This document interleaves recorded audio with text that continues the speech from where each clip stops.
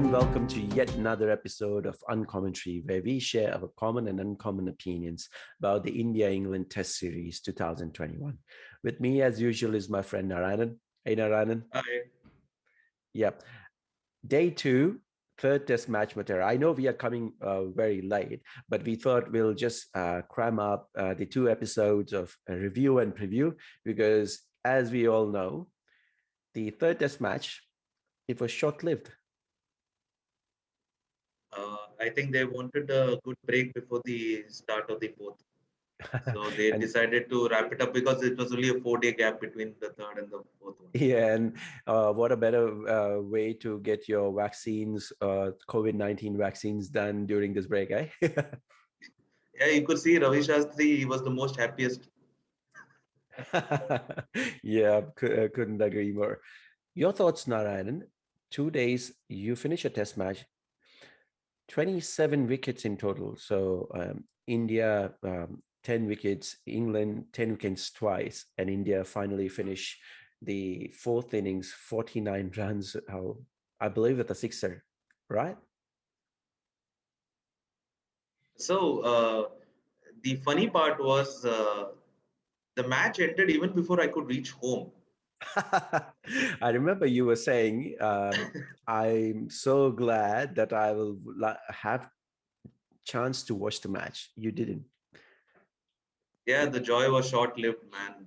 It's just, looking forward to 5 days of day night tests, and it ended under 5 sessions practically. Yep. 17 wickets on day two. I mean, Yep. it's just pure madness.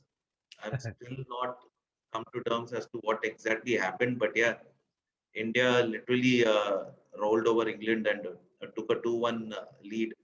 So Mhm. this kind of knocks England out of the WTC finals in June later this year. So it's Yep. just a matter of now whether it's Australia or India. A Yep. win a win or a draw will propel India into the finals, and a loss will propel Australia into the finals from Mhm. position number three. So four, to be honest. Yeah. So it's kind of,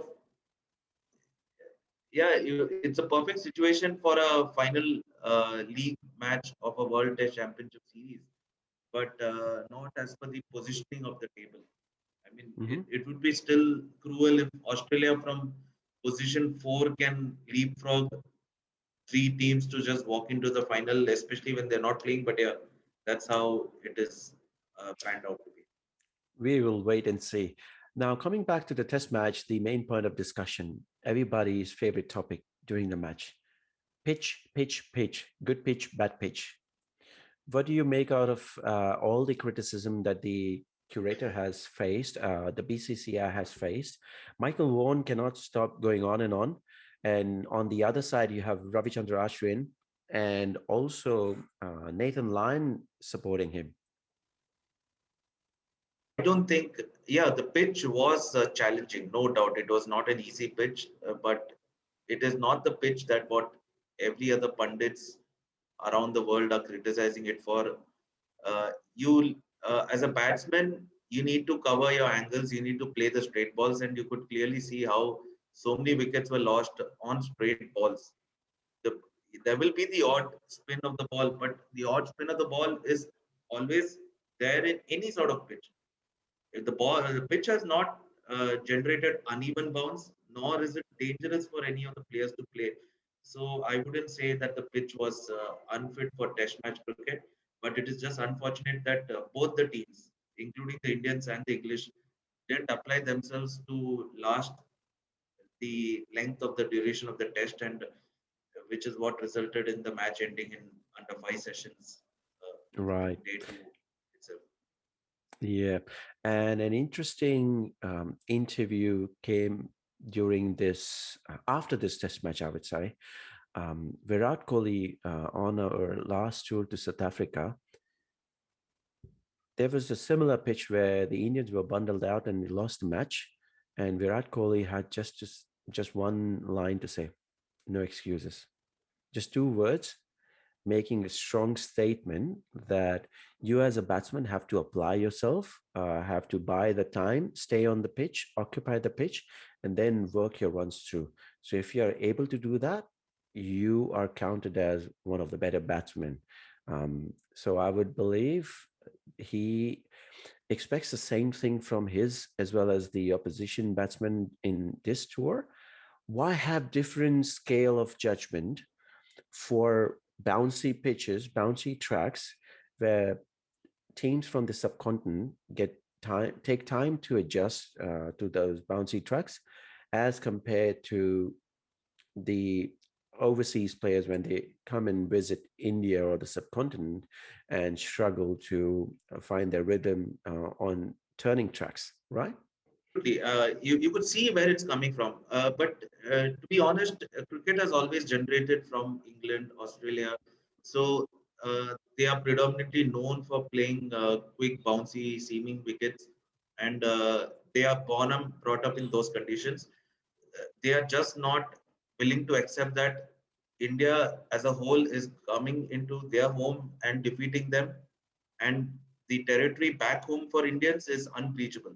So when it comes to any sort of home advantage, you could see how Australia, New Zealand, England all prefer green, hard, bouncy seaming wickets.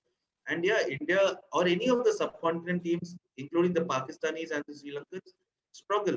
But yeah, no one criticizes the pitch back then, because even those pitches meant to suit the home team, and yeah, it favors them, and that's what they enjoy doing it.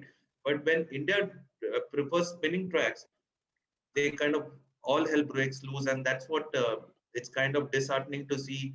They tend to blame the pitch curator. They tend to blame India suiting the home team.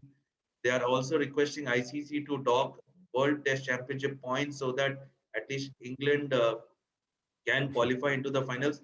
But overall, it's just a bitter pill to swallow, and they have not understood how to approach India in India.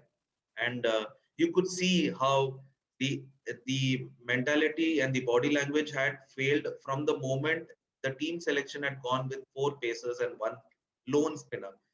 After Mm. playing two test matches in Chennai, I do not know what did the England team expect in Ahmedabad. Yeah, ping ball day night, yeah, but it's not like it's going to be a green wicket, right? Yeah. I think they just lost the plot then and there, and they're just not able to come to terms with that loss, and that's what hurting them badly. Yeah, Mm. they're putting all these random excuses, which is what is not the right way to go forward. And you Yeah. could see how India now has the upper hand in these series. I don't see India even drawing this match. I see India winning the fourth. But yeah, I should stop predicting, because whatever I predicted has all come completely. It's gone haywire. I should rather use that word. Oh, not just you. I remember I was being so audacious. I said India will score 400 runs and will win the match with an inning to spare, which they eventually did. And they almost had an inning defeat, just had 49 runs to win. But now, Yeah. when you spoke about the pink ball, that's a good segue into our next point of discussion. You remember how the commentators were going on and on about the pink ball. So I have one old pink ball. It's not very brand new. It's more than about 80 odd overs old. And they spoke something about the lacquer, or in general terminology, we call that as the wax. When the ball is made on, they apply as a top layer. And if you can see here, I'm not sure if I can show it on the screen here. So if you see, this is the lacquer, and the dull part is where the lacquer has come off, out of wear and tear. So what has happened here is, after about such a long use or abuse, I would say, the lacquer is slowly coming off. And this is what the lacquer they were talking about in the pink ball test match. So when the ball hits the pitch, it depends. Now, they were saying, the commentators were saying, I mean, it will skid off. I don't completely agree to it, because I've played with ping ball myself. How it works is it depends on how you pitch the ball. If you have somebody like Jofra Archer, who's more of a, bang the ball shot, there's not going to be any skidding. It will bounce, of course.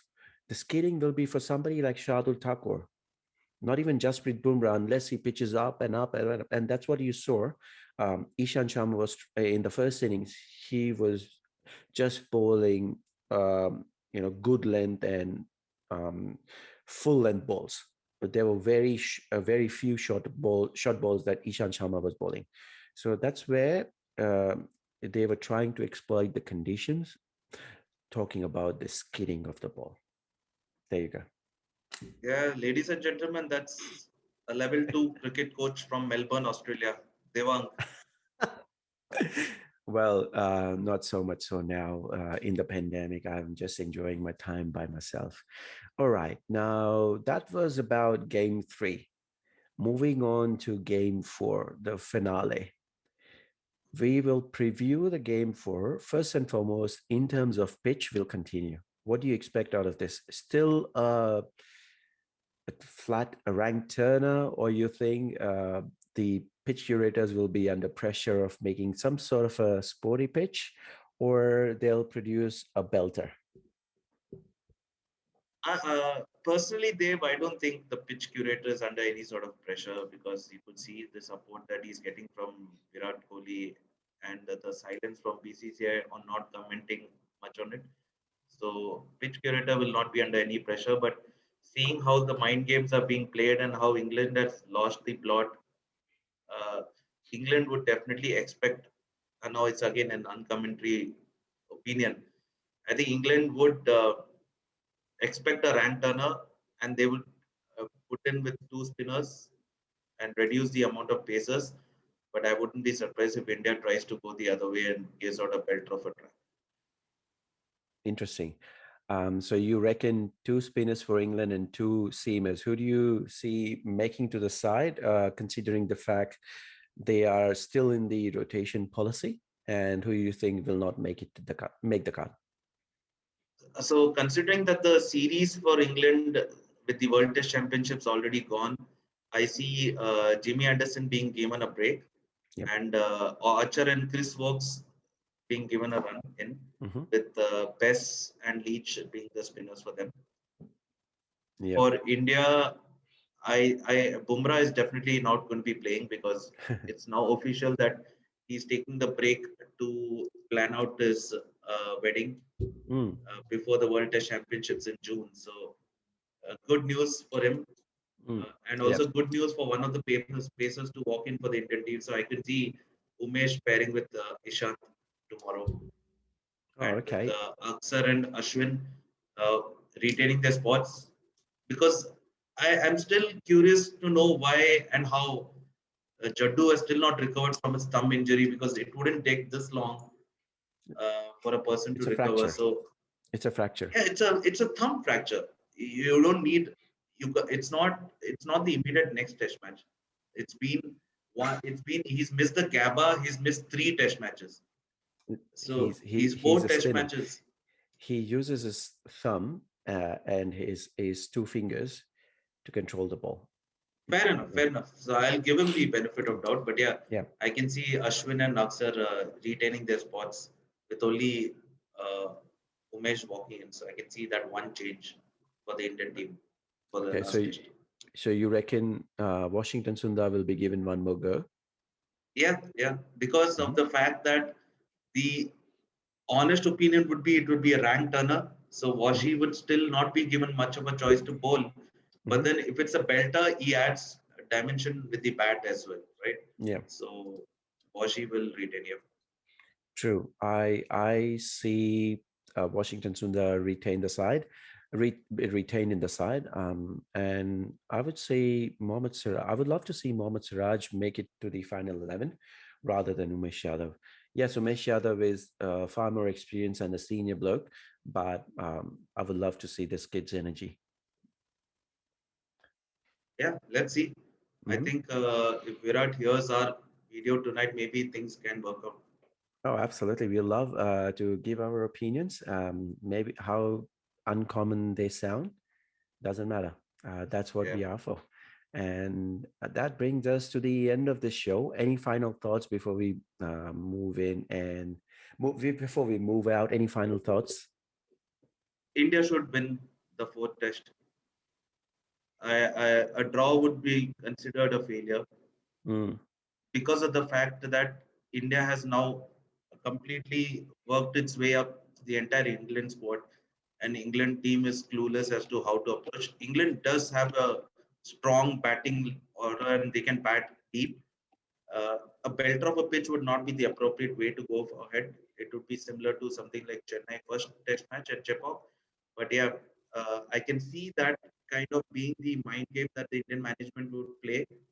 But to be on the safe side, I think they'll go for a hand turner and finish it up quickly. So, but I'll just hope that the match at least goes into the weekend because I need to sit at home and watch one day of cricket. I I, cannot. I was about to ask you that question. How many days you think both the teams would survive? One, two, three. If it's a rant turner, I would be surprised if the match ends before Saturday itself. But Mhm. that's the only reason why I do not want a rant turner. And I think there will be a there'll be a hint of grass and a good wicket. It'll be a competitive wicket, but who knows? Yeah, it's Labor Day holiday in Victoria here on Monday.